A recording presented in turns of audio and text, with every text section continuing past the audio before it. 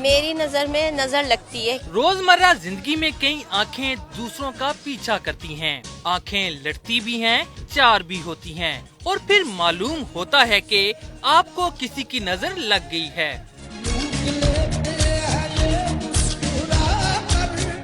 آنکھوں کے اندر معنی کا ایک جہاں پوشیدہ ہے، بعض آنکھوں کا ڈسا تو پانی بھی نہیں مانگتا۔ جس بندے سے حسد کر رہا ہوتا ہے، جب وہ اس کی طرف دیکھتا ہے، پینیٹریٹ کرتا ہے، تو وہ ساری بلیک روشنی اس کے اندر داخل ہو جاتی ہے۔ اچھی اور بری نظر اور نظر لگنے کی اصلاحات معاشرے میں تو رائج ہیں ہی، مذہب میں بھی اس کی مثالیں ملتی ہیں۔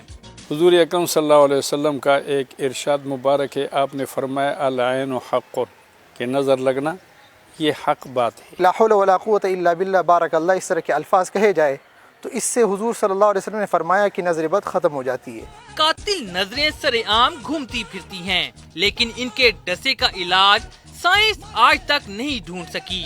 بس اتنا ہی کہا جا سکتا ہے کہ چشمے بددور۔ مست آنکھوں کی مستیاں اور ان کا دوسروں پر اثر انداز ہونا تخلیق بنی نوع انسان سے جاری و ساری ہے، لیکن ان کے اثر پر تحقیق دانوں کی تحقیق بالکل بھی نہ ہونے کے برابر ہے۔ کیمرہ مین فیصل مسعود یوسف کے ساتھ عابد علی، سما، اسلام آباد۔